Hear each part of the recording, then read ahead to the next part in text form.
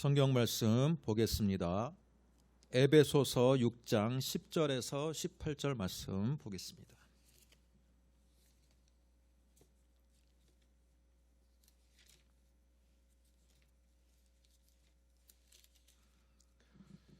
신약 성경 317쪽에 있습니다. 에베소서 6장 10절에서 18절 말씀, 저와 여러분이 한 목소리로 같이 읽겠습니다. 끝으로 너희가 주 안에서와 그 힘의 능력으로 강건하여지고 마귀의 간계를 능히 대적하기 위하여 하나님의 전신갑주를 입으라. 우리의 씨름은 혈과 육을 상대하는 것이 아니요 통치자들과 권세들과 이 어둠의 세상 주관자들과 하늘에 있는 악의 영들을 상대함이라. 그러므로 하나님의 전신갑주를 취하라. 이는 악한 날에 너희가 능히 대적하고 모든 일을 행한 후에 서기 위함이라. 그런즉 서서 진리로 너희 허리띠를 띠고 의의 호심경을 붙이고 평안의 복음이 준비한 것으로 신을 신고 모든 것 위에 믿음의 방패를 가지고 일어서 능히 악한 자의 모든 불화살을 소멸하고 구원의 투구와 성령의 검 곧 하나님의 말씀을 가지라. 모든 기도와 간구를 하되 항상 성령 안에서 기도하고 이를 위하여 깨어 구하기를 항상 힘쓰며 여러 성도를 위하여 구하라. 아멘. 에베소서 6장 10절로 18절 말씀을 우리가 읽었습니다. 이 말씀을 가지고 전투하는 성도라는 제목으로 말씀을 듣겠습니다. 한 주간 잘 지내셨습니까? 날씨가 추워졌는데 이제 본격적인 겨울이 시작되는 것 같습니다. 한 주간 동안에 두 가지의 소식을 저는 인상 깊게 두 가지 소식을 저는 기억하면서 이 시간 여러분과 두 가지 소식을 잠깐 나누도록 하겠습니다. 지난주가 무슨 주일이었나요? 추수감사주일이었습니다. 추수감사주일을 맞이해서 교회에서 여러 추수감사주일 행사를 하는 교회들도 많이 있었겠지만 특별히 행사를 하는 어떤 단체가 있더라고요. 어떤 단체인지 아십니까?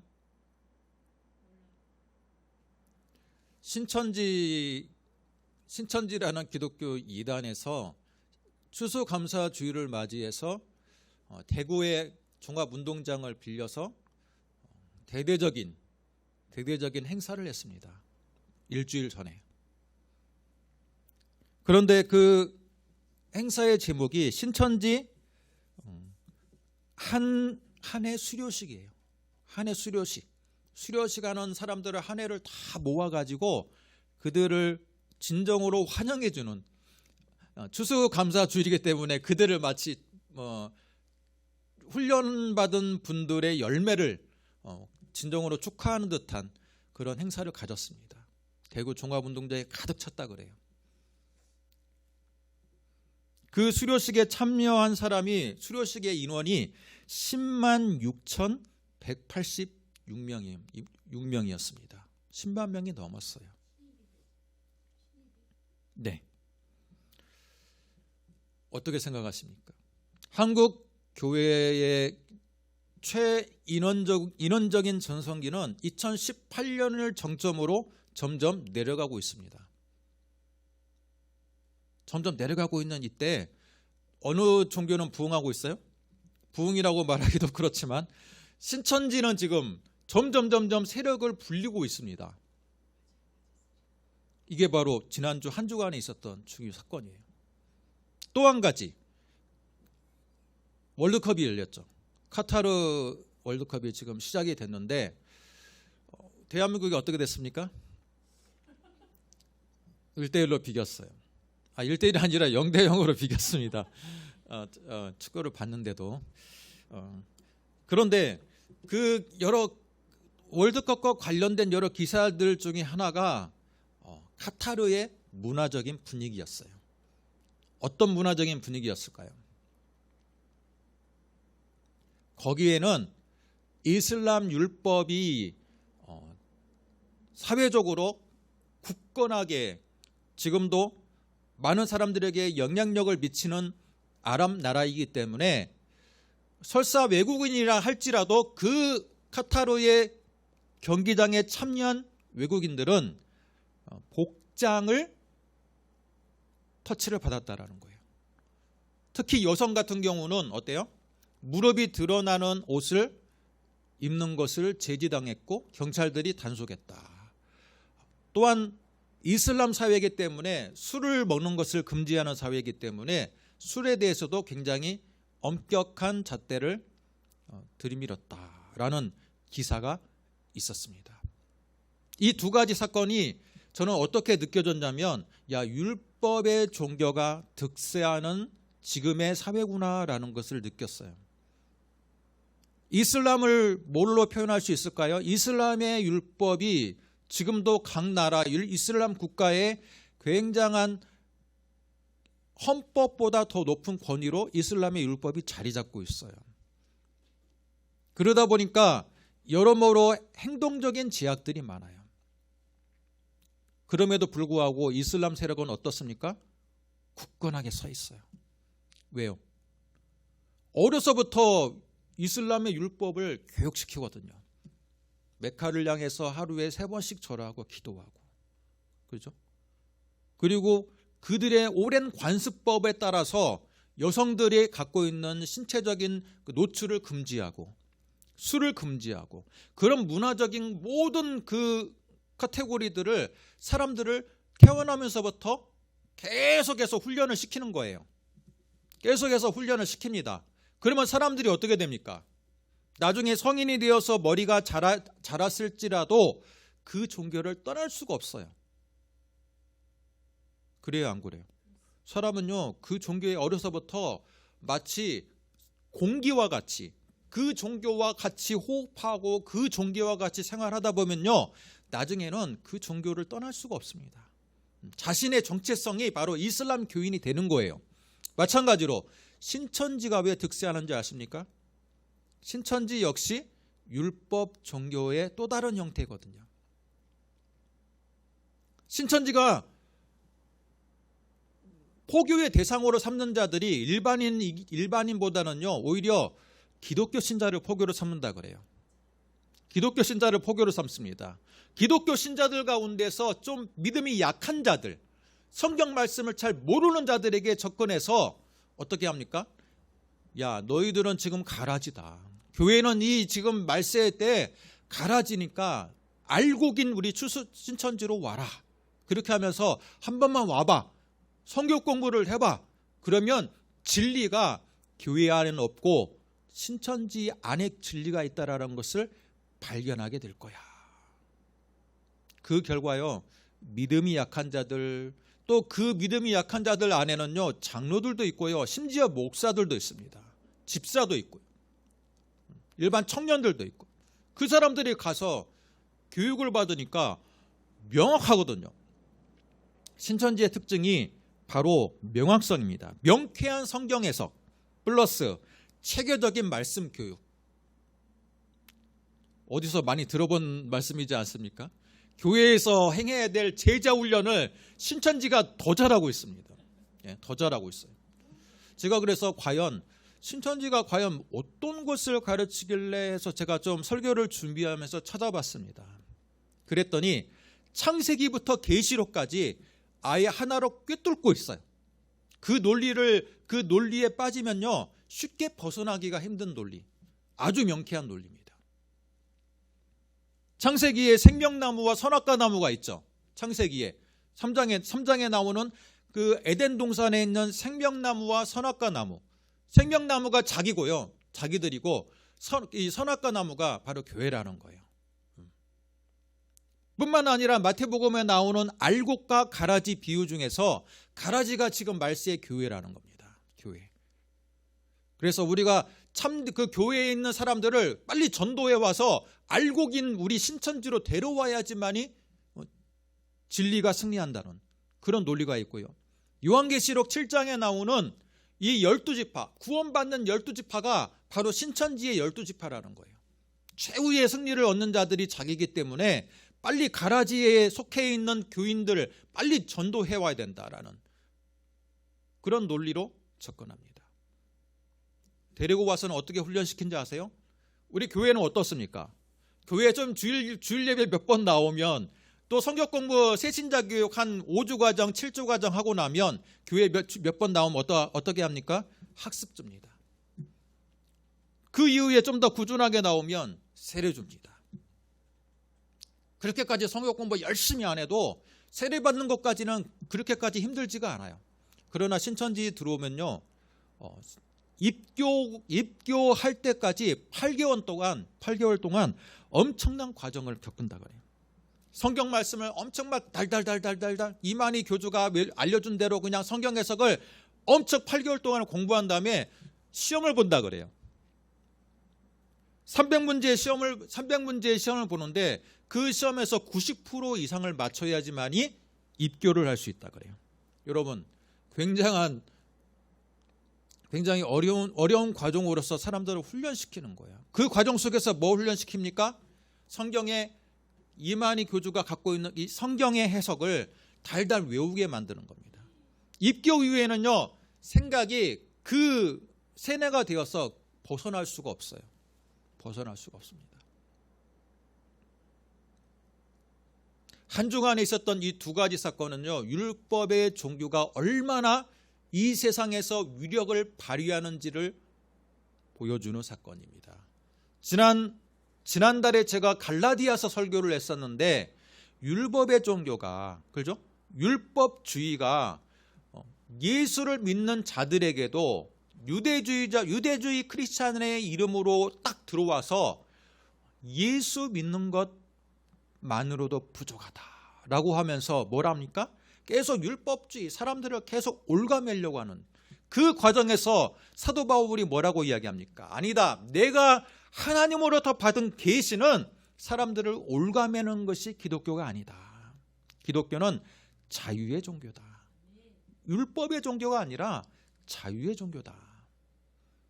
저는 그래서 이 전체적인 현 상황이 율법의 종교가 득세하고 자유의 종교인 기독교가 지금 굉장한 위기에 처해 있는 현실이다라고 생각합니다. 지금의 우리가 맞이하고 있는 이 현실이 율법의 종교가 득세하고 자유의 종교인 기독교가 위기에 처해 있다.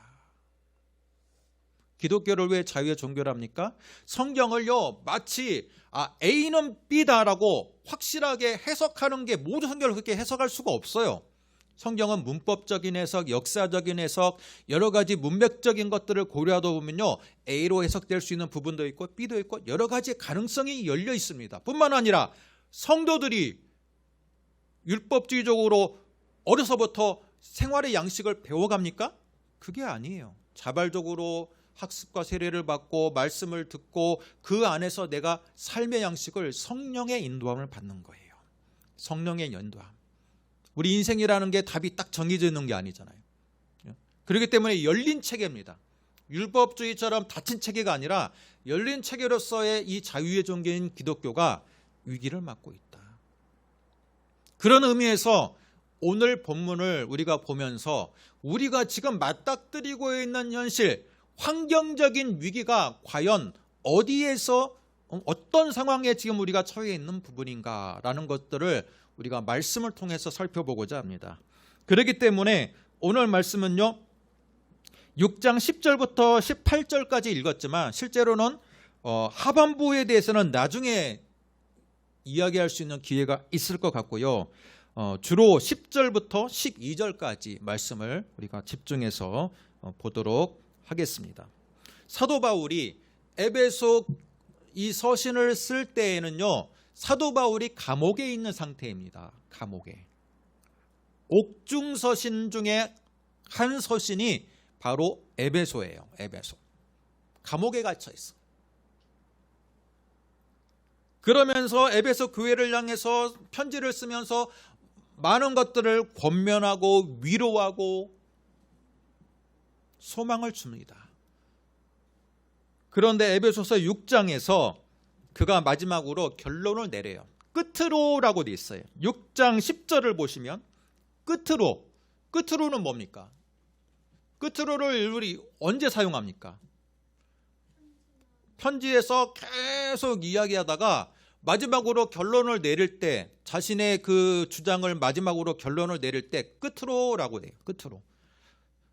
이것은 바로 사도 바울이 에베소 교회에게 지금 6장 9절까지 계속해서 자녀와 부모의 관계, 종과 상전의 관계, 아내와 남편의 관계, 또 성령에 대해서, 하나님을 본받는 생활에 대해서, 그리스도의 구원의 경륜의 의미에 대해서 여러 가지를 교훈하다가 끝으로 너희들이 지금 이것만은 꼭 지켜줬으면 좋겠다라는 의미로 끝으로라고 말하고 있어요.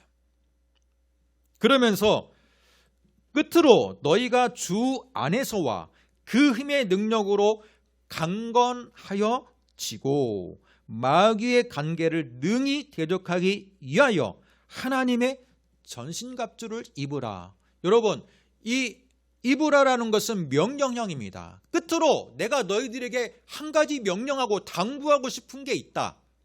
뭐냐? 마귀의 관계를 대적하기 위하여 하나님의 전신갑주를 입어라 라는 거예요. 전신갑주를 입어라. 이 문맥의 의미가 굉장히 어때요? 강한 의미가 느껴집니까? 아니면 그냥 권면의 의미가 느껴집니까? 강한 의미로 느껴져요. 명령형입니다. 이것을 하나님의 전신갑주를 입어도 되고 안 입어도 된다는 문제가 아니라 반드시 끝으로 너희들 내가 최종적으로 마지막 한 가지 명령하고 싶은 게 있는데 너희들 하나님의 전신갑주를 입어야 돼 라는 겁니다. 이 말씀에 대해서 당시 상황에 처해 있는 특수성에서 나왔다라고 사람들이 많이 이야기해요. 어떤 상황입니까? 사도 바울이 감옥에 갇혀 있습니다. 그 당시 감옥에 갇혔을 때 황제는 그 유명한 네로 황제예요. 계속해서 황제들이 기독교를 적으로 취급하고 탄압하던 그때 사도 바울이 끝으로 너희들 지금 상황이 상황이만큼 너희들 진짜 깨어 있어야 되고 전신갑주를 입어야 돼. 세상에 악한 영들이 지배하고 있고 악한 황제의 세력들이 지금 우리를 탄압하고 있기 때문에 끝으로 너희들 깨어서 전신갑주를 입어야 된다라고 그 당시 상황의 특수성에 대해서 초점을 맞춥니다. 당시 상황으로 보면 맞죠? 그렇습니까? 안 그렇습니까? 네로 황제가 얼마나 많은 기독교인들을 핍박했습니까? 사자의 밥이 되게 하고 예수님만 십자가에 처형당한 게 아니라 네로는요, 예수님처럼 너희들이 예수를 믿느냐? 그러면 너도 예수처럼 똑같이 십자가에 달려라 해서요, 그 로마의 콜로세움에다가 많은 수백 개 수천 개 그 십자가를 세워놓고 기독교인들을 다 십자가에 달았습니다. 엄청나게 핍박이 행해지던 그 시대에 사도 바울은 우리가 처한 환경이 그러하기 때문에 너희들이 전신갑주를 입어야 된다. 영적으로 무장해야 된다라는 거예요. 그러면 당시의 상황의 특수성이기 때문에 지금은 그런 상황이 아닙니까? 이 상황이 시대를 초월한 보편적인 우리를 향한 명령이느냐 아니면 당시의 특수성에 따른 명령이느냐가 지금 제가 여러분에게 질문하는 거예요. 지금은 어때요? 예수 믿는다고 해서 핍박합니까? 감옥에 가다 갇히게 만듭니까? 안 그러잖아요. 종교의 자유는 종교의 자유. 네로 황제 시대하고는 전혀 다른 지금 우리 민주주의 사회를 살고 있기 때문에 전신갑주를 입어야 될 필요성을 많은 크리스찬들이 잘 못 느끼고 있는 것도 우리 기독교의 위기의 또 한편의 원인이라고 볼 수 있습니다. 그렇습니까? 안 그렇습니까? 우리는 명확하게 외부적인 적을 잘 못 느껴요. 오히려 제가 조금 전에 이야기했던 신천지 이야기라니까 맞아, 기독교의 적이지. 그렇게 우리는 적대시하지만 실제로 신천지를 말고 다른 종교에 대해서는요, 그렇게까지 위협적으로 느끼지 않는 것이 우리의 현실입니다.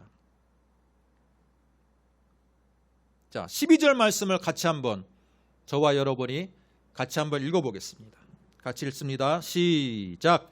우리의 씨름은 혈과 육을 상대하는 것이 아니요 통치자들과 권세들과 이 어둠의 세상 주관자들과 하늘에 있는 악의 영들을 상대함이라. 우리가 씨름해야 되고 우리가 싸워야 될 것은 혈과 육을 상대하는 것이 아니고 통치자들과 권세자들과 이 어둠의 세상 주관자들과 하늘에 있는 악한 영들을 상대하는 거다라는 겁니다. 여러분, 혈과 육이 뭡니까? 우리가 지금 싸워야 될 대상이 혈과 육이 아니라는 겁니다. 혈과 육이 뭡니까?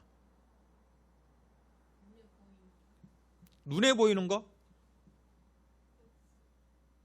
혈과 육이면 사람이잖아요. 사람 아닙니까? 사람? 혈과 육. 그래서 지금 우리가 갖고 있는 개역개정 말고 다른 성경 버전을 보면요, 혈과 육을 사람이라고 번역한 성경도 있어요. 우리가 싸워야 될 대상은 사람을 상대하는 것이 아니고 오히려 이 사회적인 그 당시의 정치적인 환경, 문화적인 환경 시스템이 우리가 싸워야 될 대상이다라고 지금 말하고 있는 거예요. 사도 바울의 예를 들어보겠습니다. 사도 바울이 감옥에 갇혔습니다. 여러분, 사도행전을 보면요, 사도행전 21장을 보면 사도 바울이 감옥에 갇히게 되는 그 원인이 나와요. 어떤 원인이 나오냐면요, 사도 바울이 예루살렘 성전을 방문합니다. 명절을 맞이해서 예루살렘 성전을 방문해요. 그런데 성전을 방문하는데 그 아시아의 각 지역에서 디아스포라 유대인들이 성전을 방문했을 거 아니에요. 딱 보니까 그들이 사도 바울이 있는 거예요. 자기네 마을에 와가지고 지금 유대인 회당에서 예수 그리스도를 전하고, 유대교는 이제는 옛 종교가 되었고 율법 종교가 아니라 자유의 종교인 예수 그리스도를 믿어야 한다고 했던 그 사도 바울이 자기들 예루살렘 성전을 거닐고 있는 거예요. 그들이 목격하는 순간에 소란이 벌어졌습니다. 야, 저 사람 저 이단이다, 저 죽여라. 그래가지고요, 막 죽이려고 하는 그때 예루살렘에 있는 그 종교의 그 치안을 담당하는 로마 병정들이 그 소요를 진정시키기 위해서 사도 바울을 데려갑니다. 그리고 법정에 세워요.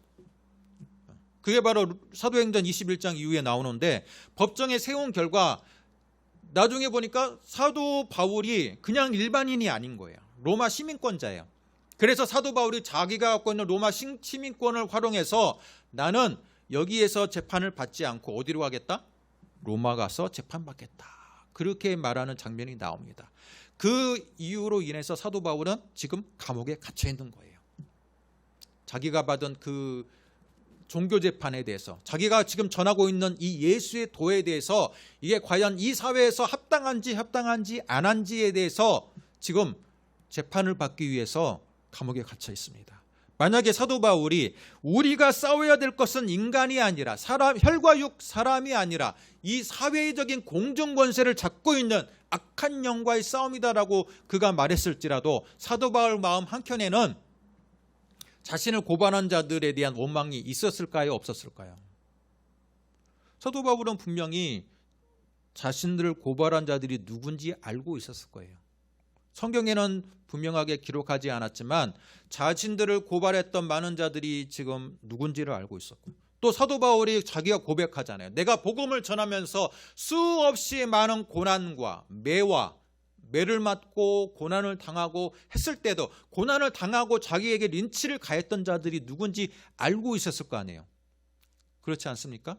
만약에 악한 마음을 가졌다면 내가 누구에 의해서 내가 지금 갇혀 있고, 내가 누구에 의해서 지금 매를 맞았고, 누구에 의해서 내가 고난을 받았다는 것에 대해서 마음에 깊은 앙심을 품었다면 그는 어땠을까요? 사람 한 사람을 다 원망했을 거예요. 그러나 사도 바울은 말합니다. 우리가 싸워야 될 것은 나를 고발한 아무개가 아니라 혈과 육이 아니라 지금 우리가 처해 있는 예수 믿는 자들에게 지금 우리가 지금 싸워야 될 것들은 바로 통치자들과 권세들과 어둠의 세상 주관자들과 하늘에 있는 악한 영들이다라는 거예요. 여러분 지금 마음속에 누구를 미워하는 마음이 있습니까? 나는 저 사람 때문에 내가 지금 계속해서 영적으로 내가 힘들어. 그런 부분이 있습니까?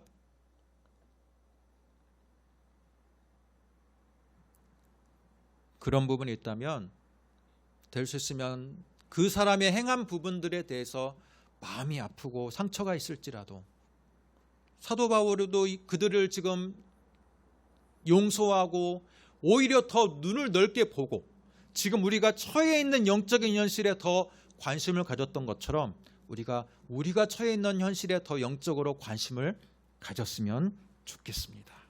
자, 통치자들과 권세자들이 우리가 싸워야 될 씨름할 대상이다라고 말했습니다. 당시의 로마의 황제, 그죠? 기독교를 핍박하는 로마의 황제들과 지도자들을 우리가 싸워야 될 대상이다라고 말하고 있습니다. 이것을 글자 그대로 대입한다면 우리 대통령하고 싸워야 됩니까? 지금 대한민국 대통령하고 또는 경기도지사하고 또는 시장하고 싸워야 됩니까? 이것을 글자 그대로 대입할 수는 없어요. 그러나 이 말을 통해서 악의 근원이 결국은 우리는 한 사람 한 사람이 우리에게 악을 주는 근원이 아니라 사회 전반적인 이 시스템이 우리에게 악의 근원이 될 수 있다는 것을 기억해야 됩니다. 오늘 말씀을 보시기 바랍니다. 12절에 어둠의 세상 주관자들이라는 겁니다. 어둠의 특징은 뭡니까? 특징은 숨겨져 있다라는 거예요. 겉으로 드러나지 않는다는 거예요. 그죠? 어둠, 숨겨져 있고 겉으로 드러나지 않아요.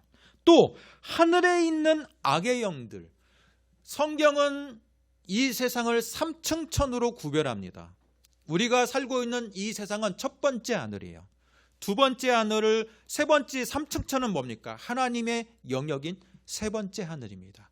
두 번째 하늘, 첫 번째 우리가 살고 있는 하늘과 하나님의 영역인 세 번째 하늘 사이에 있는 두 번째 하늘은 뭡니까? 그게 바로 공중의 권세를 잡고 있는 어둠의 영들이 잡고 있는 세계라고 성경은 그렇게 바라보고 있습니다. 사도 바울은 이 두 번째 하늘에 있는 악한 영들을 대항하기 위해서 우리 기독교인들은 전신 갑주를 입어야 된다라고 말하는 겁니다. 여러분, 이게 바로 그 당시에만 해당하는 말이 아니라 지금 우리 시대에도 해당하는 보편성 있는 명령이라는 것을 기억하시기를 바랍니다. 어둠은 숨어져 있는 구조악을 말하는 거예요. 하늘은 악한 영의 두 번째 하늘을 잡고 있는데 그 악한 영의 세력이 굉장히 압도적으로 힘을 발휘하고 있다라는 겁니다. 제가 지난주에 설교 중에 이 부분을 이야기했어요. 이 부분, 어떤 부분을 이야기했냐면 우리 구조적인 부분들, 민주주의라는 명목으로, 인권이라는 명목으로, 기억나십니까? 인권이라는 명목으로 교묘하게 기독교를 탄압하고 있다. 지금 우리가 살고 있는 이 교과 과정과 사회적인 분위기 시스템 속에서는요, 자연적으로 그 교과 과정을 순응하고 따라가는 자들이면 어떤 사람들이 나오는지 알아요? 반기독교적인 사람들이 나오게 돼 있어요. 여러분, 기독교를 핍박하는 시스템이 아니라고 생각하는지 모르겠지만 당시의 네로 황제 속에서는요, 아주 대놓고 기독교를 탄압하던 시대라면요, 지금은 어둠에 있는 영들, 잘 드러나지 않는 사회적인 구조들, 하늘에 있는 영, 하늘에서 막강으로 압도적으로 영향력을 바라보고 영향력을 행사하고 있는 그 세력들이 반기독교적으로 탄압하고 있기 때문에 지금을 살고 있는 우리들도 영적으로 무장을 해야 된다는 거예요. 결론이. 그런데 여러분 안 보입니까? 누가 기독교를 탄압합니까? 신천지도 기독교에서 그렇게 하지만 신천지는 아직 기독교하고는 세력이 그래도 막강하지 않기 때문에 그다지 위협이 안 되는데, 대한민국 사회에서 기독교를 탄압하는 자들이 없는데 여러분 그렇게 생각할 수도 있습니다.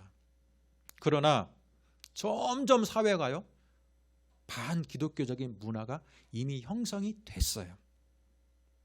이미 형성이 됐어요. 예수 믿는다는 것을 드러내는 게 점점 사회가 예수 믿는다는 걸 드러내면 정죄시하는 분위기가 이제 형성이 되는 거예요. 미국의 한 유명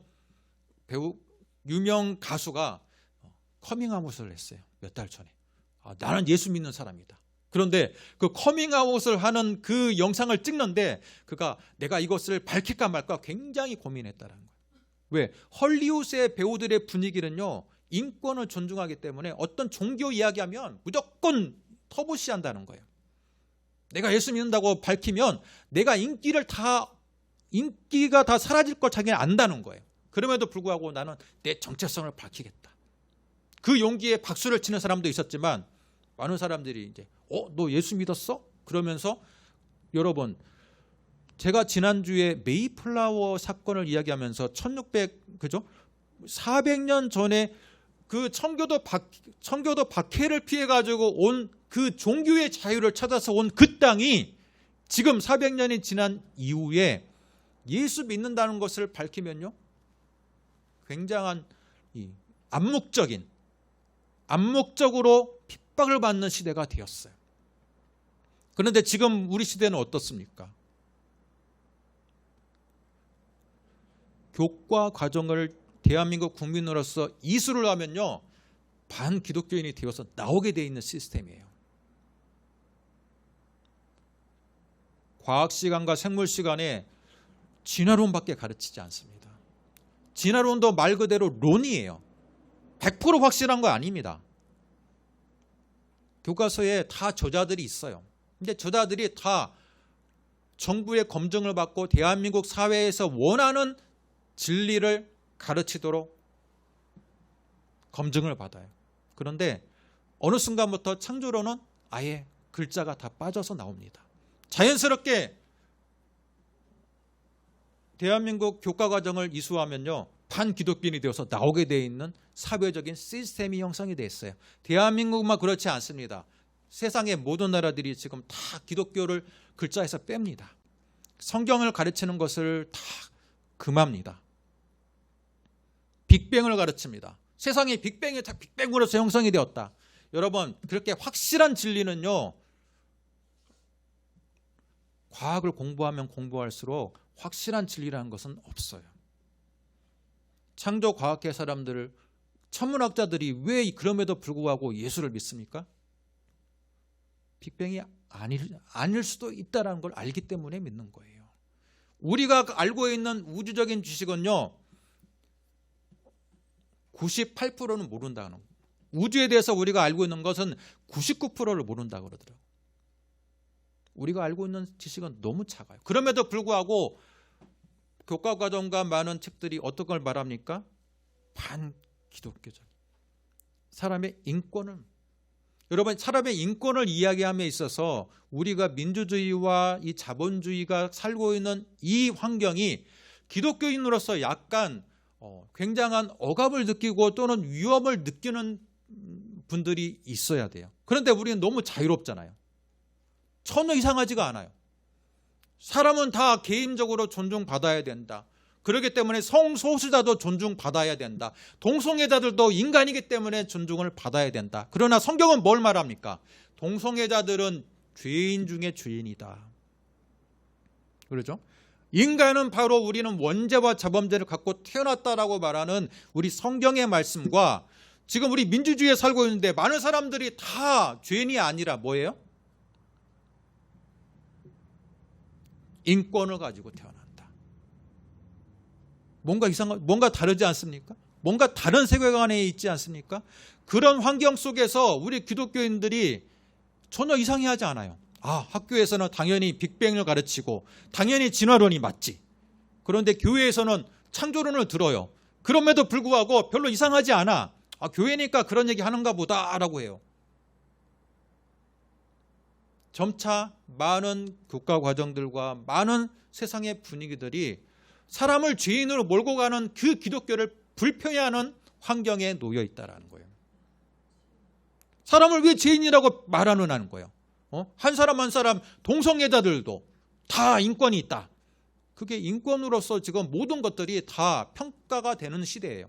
그런 시대에 사람을 죄인으로 취급하는 기독교가 얼마나 불편하겠어요. 그렇지 않습니까? 그런 시대를 살아가는 우리들입니다. 자연스럽게 교과 과정을 따라가고 자연스럽게 세상을 우리가 따라가면요, 기독교 교회 나가는 게 굉장히 불편한 시대를 살고 있어요. 이게 바로 사회 구조적인 악이에요. 우리도 모르는 사이에 이 사회가 반기독교적인 진리관을 사람들에게 강요하고 있어요. 그렇기 때문에 교회에 나가면 뭔가 이상한 사람이 되는 거예요. 민주주의 사회, 인권이 중요한 사회, 왜 갑자기 내가 죄인이 돼야 되고 무조건 회개해야 되고 불편한 거예요. 앞에 저를 봐보세요. 왜 갑자기 다들 밑을 보고 있습니까? 어떻습니까? 사도 바울이 처했던 그 당시의 로마 황제의 박해가 아예 대놓고 하는 박해였다면 지금 우리가 맞닥뜨리고 있는 현실은요, 이미 교육과정과 모든 환경, 이 매스컴과 모든 환경적인 분위기들이 어떤 한 사람을 스타 만들게 해가지고 막 그쪽으로 사람들을 쏠리게 만들고, 또 과학적인 지식 중에서도 이 단편적인 어떤 지식을 진화도로 엄청나게 질린 것처럼 포장해서 다른 설은요, 창조론은 마치 완전한 사이비를 믿는 것처럼 만들어버리는 이 사회적인 분위기, 이게 바로 사회 구조적인 악이 이미 우리 사회에도 형성이 되어 있다는 거예요. 그렇기 때문에 사도 바울은 우리에게 말합니다. 하나님의 전신 갑주를 입으라.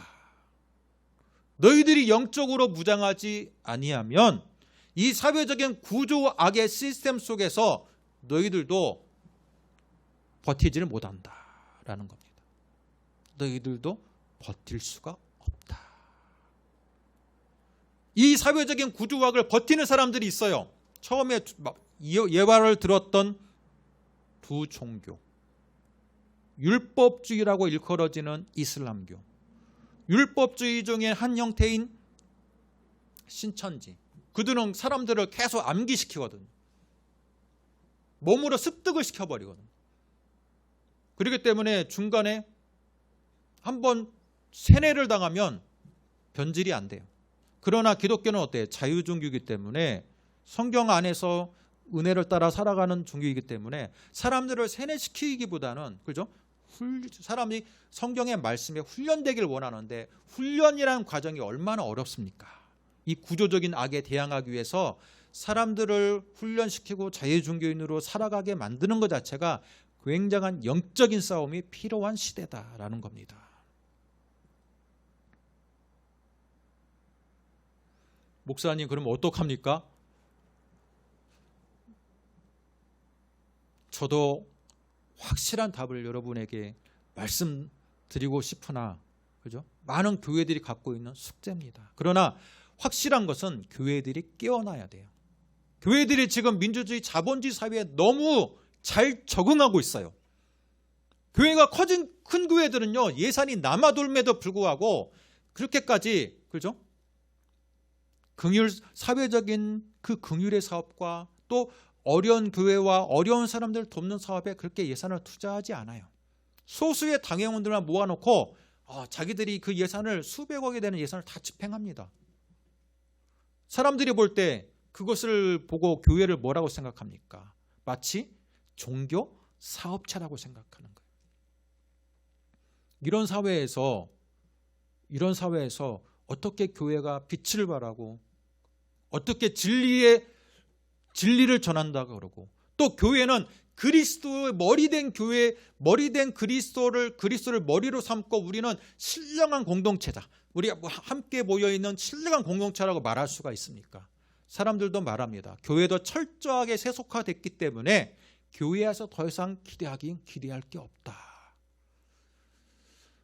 이 세상적인 구조학 속에서 교회가 교회다움을 잃어버린다면 교회의 생명도 이제는 얼마 남지 않을 수도 있어요.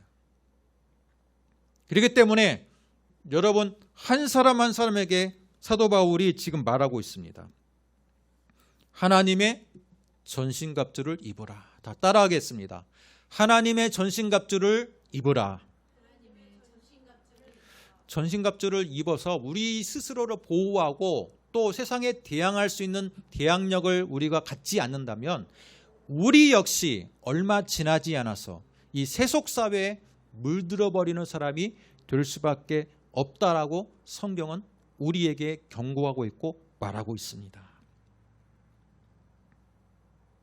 그래서 저는 14절 이하부터는요, 나중에 시간이 될 때 한번 설교를 하겠고요. 18절의 말씀이 우리에게 그나마 현실적인 도움이 되는 말씀입니다. 모든 기도와 간구를 하되 항상 성령 안에서 기도하고 이를 위하여 깨어 구하기를 항상 힘쓰며 여러 성도를 위하여 구하라. 우리가 성령 안에서 깨어있는 자들이 되어야 된다.